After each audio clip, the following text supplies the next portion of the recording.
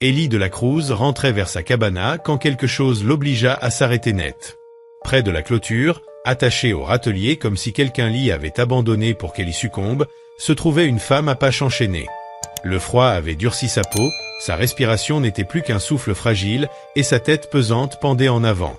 Élie parcourut les alentours du regard à la recherche du misérable qu'il avait laissé dans cet état, mais il ne trouva qu'un vent sec poussant la poussière à travers la terre nue. Il fit un pas de plus et la femme leva la tête avec un effort qui serra la poitrine. Dans un murmure arraché au gel, elle lui souffla « S'il vous plaît, ne me laissez pas ici. Aidez-moi » À cet instant, Élie comprit que la vie tranquille qu'il menait venait de s'achever. On ne enchaîne pas une femme de cette manière sans s'attirer des ennuis qui ne s'arrêtent jamais là. Cet inconnu cessa immédiatement d'être un problème étranger, elle devenait sa responsabilité. Pourtant, les questions brûlaient encore, vives comme le feu. Qui était-elle? Qui l'avait attachée là? Pour quelle raison? Et qu'allait-il se passer ensuite? La fin d'après-midi d'automne s'étalait sur ces terres d'une manière douce et régulière. L'air s'était rafraîchi au point de piquer les narines, et la lumière disparaissait rapidement derrière les collines lointaines. Élie revenait d'une longue ronde destinée à vérifier le cheptel dispersé sur les pâturages éloignés. Son cheval, fourbu, avançait au pas à travers les herbes jaunies. Depuis tôt le matin, il inspectait la clôture, s'assurant qu'aucun veau ne s'était échappé et qu'aucun cavalier étranger n'avait franchi les limites de sa propriété. Ces routines faisaient partie de sa vie depuis des années, depuis qu'il avait choisi de s'éloigner du bourg et de tout ce bruit qu'il ne voulait plus porter.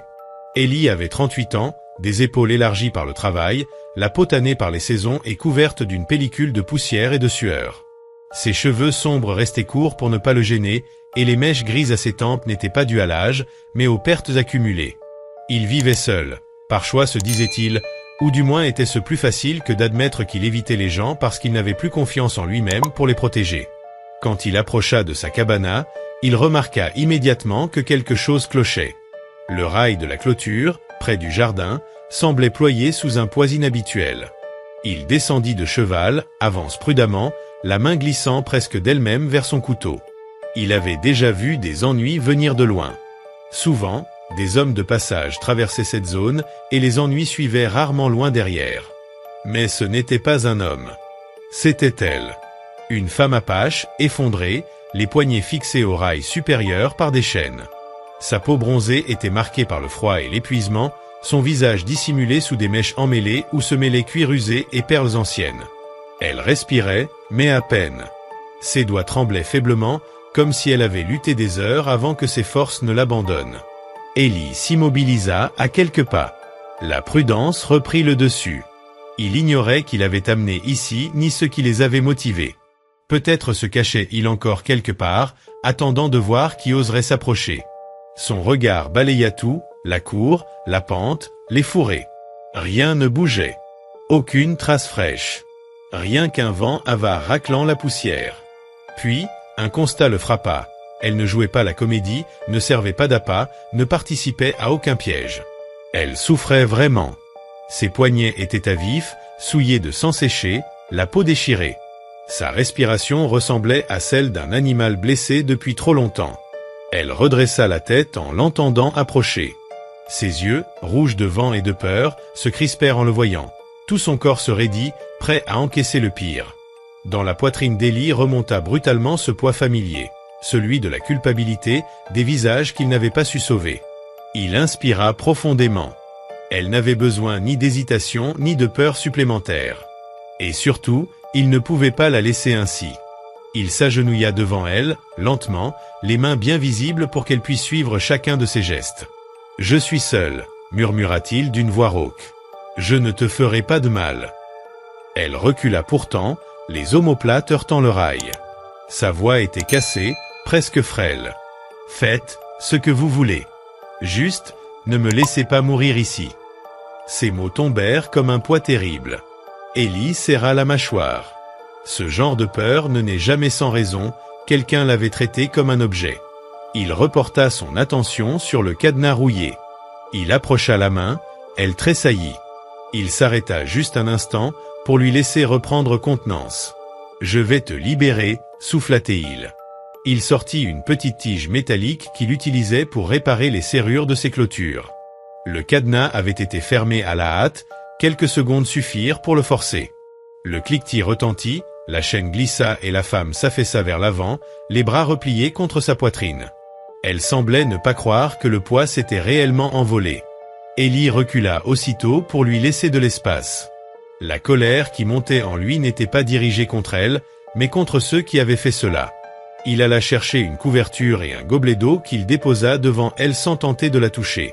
Après un moment d'hésitation, elle tira la couverture contre elle et but par petites gorgées haletantes. Sa respiration se régularisa à peine, mais retrouva un semblant de vie. « Tu peux entrer si tu veux, » dit-il doucement. « Juste pour te réchauffer. » Elle l'étudia longuement, méfiante, partagée entre le besoin de survie et le souvenir du danger. Puis, vacillante, elle se leva et s'appuya sur la clôture avant de marcher vers la cabana.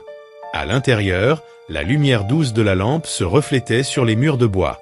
Ellie se rangea pour qu'elle n'ait pas l'impression d'être coincée. Il lui montra la chaise. Elle s'y laissa tomber presque en s'écroulant. Il fit chauffer de l'eau, prit des bandes propres et posa le tout sur la table sans geste brusque. « Je peux soigner tes poignets, » dit-il. « Seulement si tu l'acceptes. » Elle acquiesça faiblement. Il nettoya les plaies avec délicatesse, sentant ses muscles se tendre à chaque contact mais sans qu'elle s'éloigne. Ses blessures racontaient à elle seule le reste. Quelqu'un avait voulu la punir ou la livrer au premier venu. Quand il eut terminé, il recula encore. « Tu dormiras ici cette nuit. Personne ne te touchera. » Elle ne répondit pas, mais son regard sombre mêlait peur et incrédulité. Ellie lui céda le lit et installa une paillasse au sol de l'autre côté de la pièce. Elle s'allongea sans jamais détourner les yeux de lui. Lui resta éveillé, scrutant le plafond, ruminant la même certitude. Tant qu'elle dormirait sous son toit, personne ne la reprendrait. Elle frissonnait légèrement avant de reprendre son calme. Ellie le remarqua mais ne fit aucun commentaire.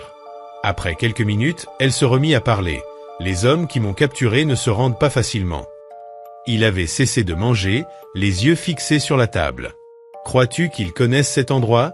demanda-t-elle. « Je ne sais pas, » répondit-elle, « mais ils ont vu la direction dans laquelle j'ai couru. Ils connaissent cette terre mieux que je ne le pensais. » Ellie tapa légèrement du pouce sur la table en bois, un geste qu'il semblait ignorer posséder. « S'ils viennent, ils laisseront des traces.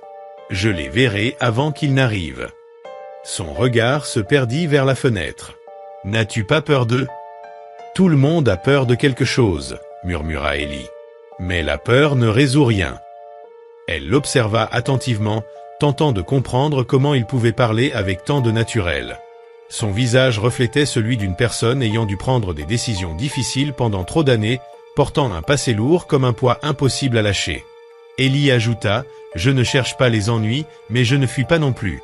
Maintenant que tu es ici, je suis responsable de ce qui pourrait arriver. » Elle retint son souffle, non par peur, mais par la force inattendue de ce mot. Elle n'avait jamais connu quelqu'un prêt à assumer sa sécurité. Plus tard, lorsqu'elle tenta de se lever complètement pour la première fois depuis son réveil, ses jambes tremblèrent. Elle s'agrippa au bord de la table pour se stabiliser. Ellie traversa la pièce en deux enjambées mais s'arrêta avant de la toucher, lui laissant le contrôle. « Ça va ?»« Juste fatiguée, » répondit-elle en forçant l'air dans ses poumons. « Tu es en meilleure forme qu'hier. »« Tu peux t'asseoir, » dit-il en lui montrant la chaise. « Pas besoin de forcer maintenant. » Elle secoua la tête. « Je devrais aider. Je ne peux pas rester assise pendant que tu fais tout. » Ellie s'arrêta. « Tu ne me dois rien. »« Peut-être, » murmura-t-elle en baissant le regard. « Mais travailler me fait sentir moins comme un fardeau. » Il comprit cela mieux qu'elle ne l'imaginait. « Alors fais ce que tu peux. Rien de plus. » Elle ramassa les draps du lit, les plia avec soin et arrangea la couverture. Ses mouvements étaient lents, non par hésitation, mais par faiblesse. Ellie retourna vers la porte pour vérifier le temps, lui laissant de l'espace pour travailler en privé pendant qu'elle balayait le sol avec un petit balai de paille. Sans se retourner, il parla. « Cette chaîne n'était pas faite pour te tuer. Elle était faite pour te briser. » Sa main s'arrêta au milieu du balayage. « Je sais, » murmura-t-elle. « Celui qui t'y a mise voulait que quelqu'un te trouve dans un certain état. » Elle avala difficilement. « Et toi, tu n'étais pas censé me laisser partir. » Non, dit Ellie. Il ne l'avait pas prévu. L'idée la troubla plus qu'elle ne voulut le montrer. Quelqu'un là dehors avait soigneusement planifié qu'elle tombe entre de mauvaises mains, en anticipant sa tentative d'évasion. « Et s'ils reviennent ?» demanda-t-elle d'une voix brisée malgré ses efforts pour la soutenir. Ellie se tourna enfin vers elle. « Alors ils me trouveront d'abord. » Il ne parla pas fort, ne fit aucune promesse héroïque. Sa voix, simple et ferme, s'enfonça plus profondément en elle que prévu. Elle posa le balai contre le mur, respirant lentement, encore tremblante. Ellie se dégagea de l'encadrement de la porte. « Tu es en sécurité ici. Je ne laisserai rien t'arriver. » Ces mots, simples mais puissants, lui donnèrent quelque chose sur quoi s'appuyer pour la première fois depuis des jours. Le reste de la matinée passa dans le silence de la cabane. Elle s'occupait de petites tâches, rangeant les rares objets qu'elle pouvait manipuler, tandis qu'Ellie inspectait la grange et réparait le verrou du portail. Chaque fois qu'il revenait, elle semblait un peu moins tendue. Ses yeux ne suivaient plus chacun de ses mouvements. À midi, le silence n'était plus pesant ou menaçant, mais laissait place à deux personnes apprenant à respirer dans la même pièce sans peur. Le 4e matin était plus froid. Une fine couche de givre s'accrochait au bas des fenêtres et leur souffle se condensait légèrement dans l'air immobile. Le feu de la stove s'était éteint durant la nuit, laissant la pièce glaciale. Ellie bougea le premier, ajoutant du bois avec des gestes lents et précis. Chaque bûche tombait avec un léger impact, projetant quelques étincelles. La femme bougea sur le lit, clignant des yeux contre la lumière faible. Son visage était moins tendu que le premier jour, mais l'épuisement se voyait dans ses épaules. Elle ajusta la couverture, observant Ellie qui ravivait le feu. Aucun signe de peur dans ses yeux ce matin-là, juste la prudence et le poids de souvenirs encore tus. Ellie ne salua pas. Ce n'était pas un homme à remplir le silence inutilement. Il acquiesça une fois, silencieusement, et elle lui rendit le geste. Il versa de l'eau chaude dans une tasse et la posa sur le bord de la table. « Ça te réchauffera les mains. » Elle se leva lentement, ses jambes plus solides mais encore fragiles, et tint la tasse près de sa poitrine, respirant la vapeur. Ses poignets, soigneusement bandés, semblaient moins enflés mais toujours sensibles. Après quelques minutes, elle demanda enfin « As-tu vu quelque chose dehors ?» Ellie mit ses bottes. Pas de nouvelles traces. La colline est dégagée. Personne n'a été près de la clôture. Elle relâcha l'air qu'elle retenait. Donc, ils ne sont pas revenus. Pas encore, répondit-il. Et si c'est le cas, nous le saurons à temps. Son expression se tendit à nouveau. La pensée de leur retour n'était pas seulement peur, mais le souvenir d'avoir été traînée, attachée et punie pour désobéir. Elle s'assit lentement, fixant la table pour ordonner ses pensées. Ellie vérifia les outils suspendus près de la porte, s'assurant que rien n'avait bougé. Elle remarqua le soin qu'il mettait même dans les plus petites tâches, chaque mouvement semblant l'aider à penser clairement. « Ils n'aiment pas l'échec, dit-elle soudain. Les hommes qui m'ont capturé, s'ils reviennent, seront furieux. » Ellie jeta un coup d'œil par-dessus son épaule, « Ce n'est pas ta faute. Ils ne le verront pas ainsi. »« Je les affronterai si je dois, » murmura-t-il. Elle le scruta, essayant de comprendre s'il parlait par confiance ou par désespoir. Mais il parlait comme quelqu'un qui avait affronté assez de violence pour savoir ce que cela signifie, sans peur. Le reste de la journée passa dans une routine calme. Elle raccommoda les draps, lui affila ses outils. Le soir, la lumière douce de la lampe transforma la cabane en un cocon chaleureux. Elle brossait lentement ses cheveux sur le lit tandis qu'Ellie préparait son fusil, méthodique. « Tu attends qu'ils viennent ?» demanda-t-elle. « Je me prépare, » corrigea Théil. « Et s'ils trouvent la cabane ? Alors ils trouveront quelqu'un qui les attend. » Sa voix était basse mais ferme, sans arrogance, juste la certitude de quelqu'un qui protégerait sa terre. Elle sentit pour la première fois depuis longtemps une réelle sécurité. D'une voix basse mais déterminée, elle déclara qu'elle avait besoin de se lever, de bouger, de faire quelque chose de concret, comme pour reconquérir un fragment de contrôle ou de dignité. Ellie la observa un instant, comprenant trop bien ce besoin qu'il connaissait lui-même sans aimer l'admettre, puis accepta à condition qu'il reste près de la cabane. Dehors, l'air vif lui mordit la peau sous un ciel alourdi par des nuages annonçant une tempête précoce. Ils se dirigèrent vers la pile de bois près du vieux grenier. Elle ramassa les bûches légères tandis qu'Ellie fendait les plus épaisses d'un geste précis. Elle avançait lentement, son corps encore fragile, mais sans jamais se plaindre.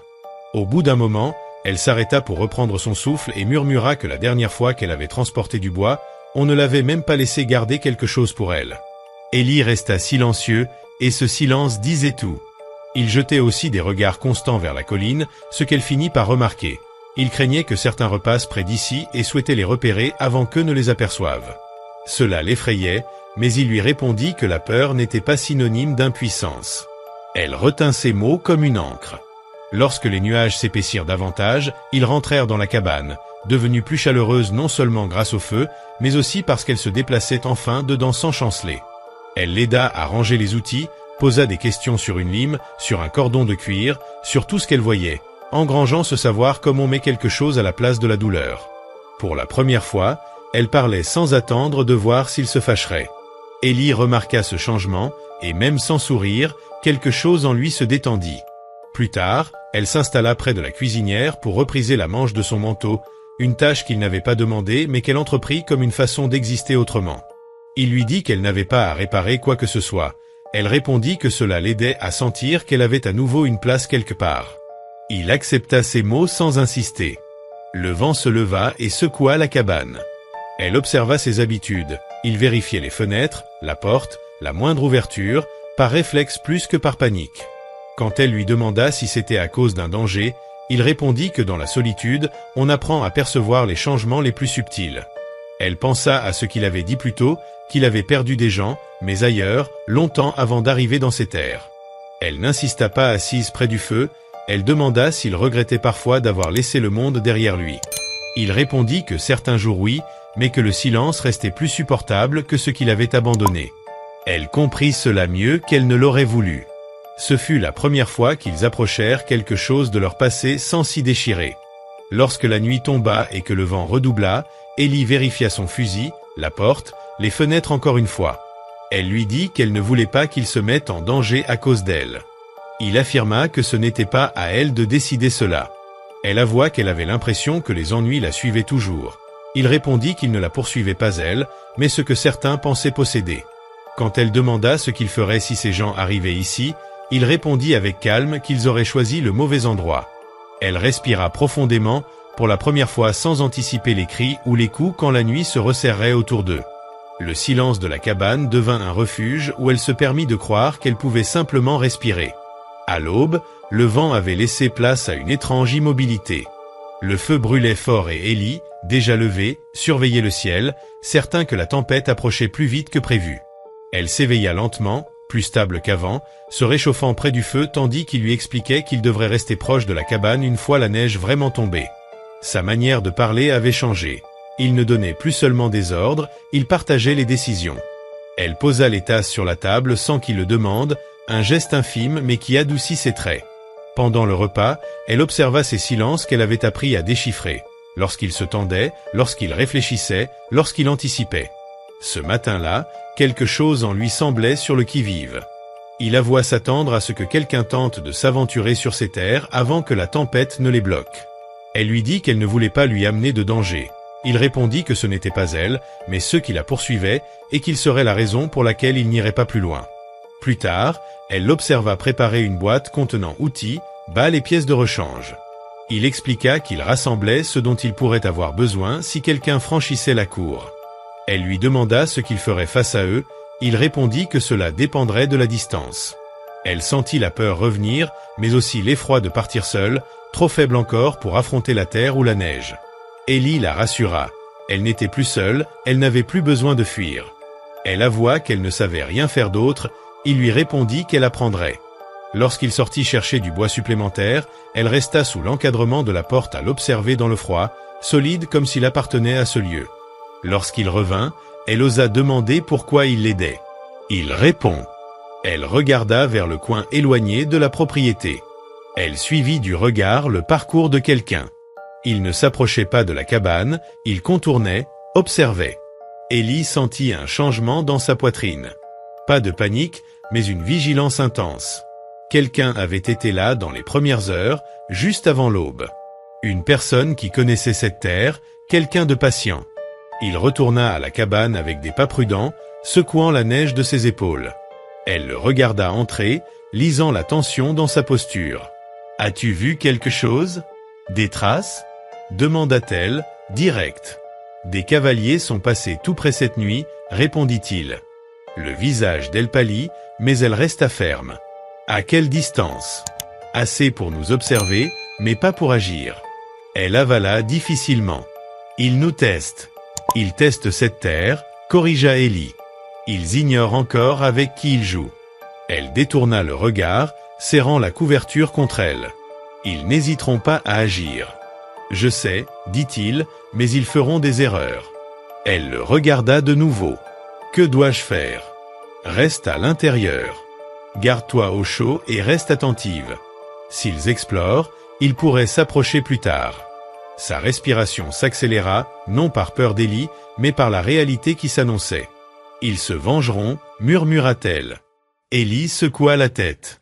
Ils n'auront pas la moindre chance. La journée avançait lentement. La neige tombait plus dense et Ellie entretenait le feu. Les murs de la cabane craquaient sous le vent, mais à l'intérieur, il faisait chaud et sûr. Elle l'aida à préparer la cabane, non par désespoir, mais avec un but précis. Fermer les volets, empiler du bois près de la porte, plier des couvertures supplémentaires, se déplaçant silencieusement, mais avec intention. À un moment, elle s'arrêta près de la table. « Tu n'as pas à faire tout ça. »« Je ne te dois rien, » répondit Ellie, posant le marteau qu'il utilisait pour réparer quelque chose et la regardant attentivement. « Peu importe ce que je te dois, » dit-elle doucement. « Ils t'ont laissé ici pour mourir sur ma terre. Ça devient ma responsabilité. » Sa voix s'adoucit. « Ils ne reculeront devant rien. »« Moi non plus, » répondit-il. Elle l'observa, cherchant la peur ou le doute. Mais il n'y avait rien. Sa voix ferme n'était pas fanfaronnade, c'était de la conviction. « Tu n'as pas peur de mourir? »« J'ai peur de perdre encore, » dit-il. Ce n'est pas la même chose. Elle ne demanda pas ce qu'il entendait par « encore ». Elle le savait déjà. Elle percevait la douleur qu'il portait, même sans en connaître tous les détails. Vers midi, la neige tombait plus fort. Il restait près des fenêtres, attentif au moindre bruit. Le silence pesait. Même le crépitement du poêle semblait amplifié. Enfin, elle brisa le silence. « Y a-t-il quelque chose que je devrais savoir ?» Ellie se tourna vers elle. « Vas-y. Quand je me suis échappé, l'un des hommes a dit quelque chose avant que je sois reprise. Il a dit que tu paierais pour t'être mêlé de ça. » Il y eut un silence. « Ils connaissent ton nom ?» Ellie serra la mâchoire. « Comment ? » « Je ne sais pas, » murmura-t-elle, mais ils l'ont dit.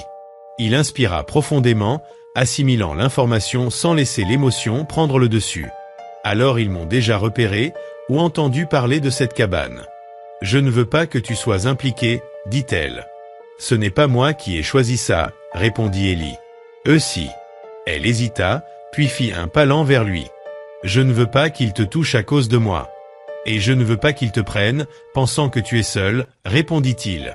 Alors nous restons et restons prêts. Ses yeux se radoucirent d'une manière qu'il n'avait jamais vue. Pas de peur ni de désespoir, mais une confiance fragile et silencieuse. La nuit approchait. La tempête s'était calmée, laissant le sol couvert d'un épais manteau blanc. Ellie alluma la lampe, dont la lumière chaude remplissait la pièce. Elle s'assit près du poêle, observant les ombres sur les murs. Ses épaules se détendirent légèrement, mais ses mains restaient serrées dans son giron. « Le monde dehors est plus sombre, » murmura-t-elle. « Ici, » répondit-il, « le feu continue de brûler. Que se passera-t-il s'ils viennent cette nuit? Alors je les verrai en premier, » dit-il. « Et si c'est demain, je serai prêt aussi. » Elle laissa échapper un long souffle qu'elle ignorait retenir. « Tu parles avec certitude. »« Parce que tu es ici, » répondit-il simplement. Un sentiment chaud s'éleva dans sa poitrine, non pas de consolation, mais quelque chose de plus solide. Plus tard, elle se coucha sur le côté, tournant à peine vers lui, non par peur mais par assurance. Ellie resta près de la fenêtre, scrutant la colline et le terrain. La neige était le seul mouvement visible. La nuit s'installa, mais la peur n'était pas assez vive pour briser la certitude tranquille qui s'était installée entre eux. Pour la première fois depuis qu'ils avaient remarqué les traces, elle dormit avec la sécurité que quelqu'un veillait, prêt à rester, quoi qu'il arrive. Não, filha, tá tudo bem, não foi uma boa piada, não. E essa skin do Selbit aqui, que mudaram o olho. Ai, se eu tivesse minhas memórias, filha. Se eu tivesse minhas memórias, filha, o escândalo que eu ia fazer aqui dentro.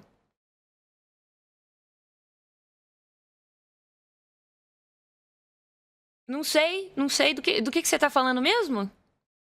Sei, né?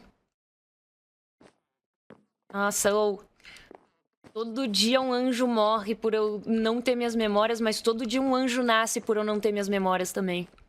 Porque se eu tivesse, meu amigo... Aqui a gente pode ir de TP mesmo. Não precisa abrir, não. Sobe aí, filhote. Vamos... Eu vou levar isso pro bunker, eu acho. E aí a gente dá uma olhada no que as pessoas... Opa! Oi, Magi! Oi, Bia, tá bem? Tudo bom? Tô. E Boa, tô você? boa. Tô boa, tô Oi, boa. Amorinha! Ah, que bonitinha! Ela tá de chupeta. Oh, Tá meu todo mundo Deus falando do que ela vai ficar com os dentes tortos, mas ela nem tem dente. Sorri pra tia céu! Bia, filha. Pra ela ver. Você nem tem Cadê? dente. Ó. Ah, mas pode usar a chupetinha. Depois conserta os dentes. Tá tão bonitinha, meu Deus do céu. Qualquer coisa por um aparelho. Filha, a Nadjesda tem os dentes retinhos, não se preocupa. E ela já é velha já. Viu?